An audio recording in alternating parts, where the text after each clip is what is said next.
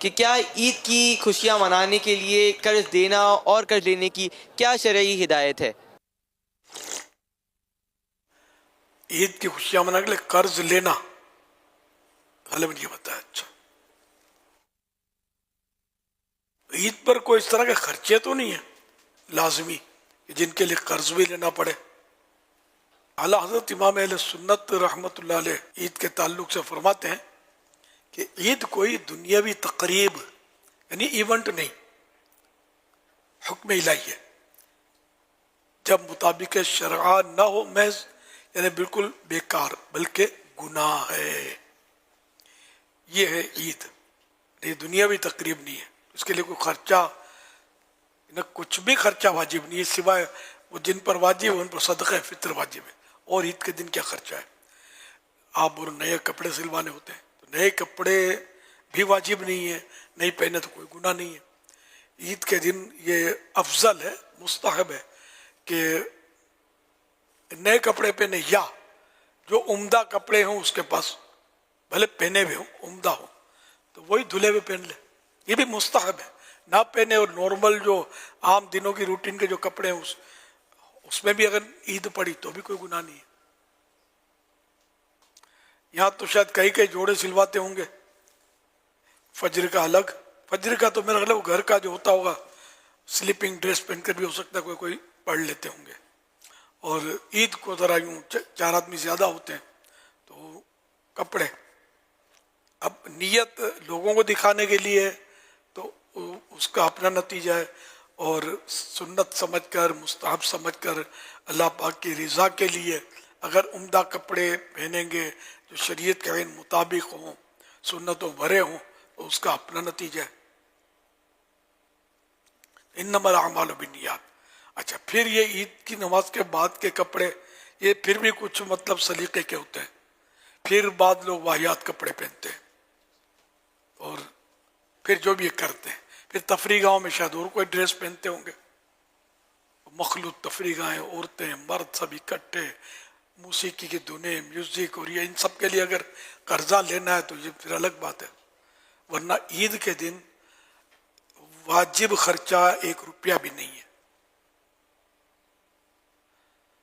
اب مہمانوں کی دعوت بھی فرض و واجب نہیں ہے لیکن مروتاً کرنی ہے، تو اس کے لیے قرضے کی حاجت کیا ہے؟ تو آپ تکلف دعوت کریں گے اور عمدہ ڈشیں بنائیں گے تو وہ الگ بات ہے. یہ لوگوں کا کچھ مطلب ہے نہیں ڈنگ دڑا. آپ صاحب حیثیت ہیں، اچھا کھلائیں گے ٹھیک ہے، اس کے باوجود بھی تنقید کا چانس ہے، دروازہ کھلا، بند نہیں ہے تنقید کا. اللہ نے بہت پیسہ دیا ہے، یہ کیا اس نے پکا کے رکھ دیا یار، کوئی مطلب دل نہیں چلا اس کا، کوئی اچھی ڈشیں نہیں تھی. اچھا، اب اگر آپ کمزور ہیں مالی طور پر اور کچھ اچھی ڈشیں آپ نے رکھ دی قرضے لے کر تو بھی شاید لوگ یہ کہیں تنقید کرنے کی جن کی عادت ہوتی ہے اب غریب ہے کیا ضرورت ہے بھیک مانگ کر اتنی ساری ڈشیں رکھنے کی، جو گھر میں کھاتے ہیں وہ کھلا دیتے ہم کھا لیتے ہیں. تو مطلب یہ لوگوں کا کوئی ٹھکانہ ہے نہیں مطلب. اور عجیب و غریب مینٹیلیٹی بعضوں کی ہوتی ہے، سب نہیں کرتے سر، بعضوں کی کریں گے، پیچھے سے سامنے کچھ بھی نہیں کریں گے، پیچھے سے بعض اوقات تبصرہ کریں گے کرنے والے. تو بہرحال لے کے حالات نے بالکل بتا دیا اپنے کو عید کوئی دنیاوی تقریب یعنی ایونٹ نہیں، حکم الہی ہے. یہ یوم تشکر ہے کہ رمضان کا مہینہ عبادت کی روزے رکھے تو اللہ پاک نے انعام میں ہمیں عید خوشیاں منانے کے لیے عطا فرمائی.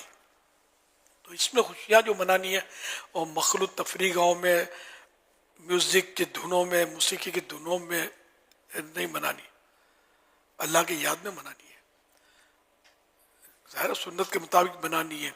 اور دعوت کرنے میں حرج نہیں ہے، لیکن یہی کہ اللہ نے دیا ہے تو ٹھیک ہے دعوت کریں عزیزوں کی، رشتہ داروں کی، دوستوں کی، احباب کی، تینوں میں شریعت کے مطابق مرد عورت مکس نہ ہو. آج کل تو یہ مکسنگ بہت ہے نا، یہ بھی مسائل ہے.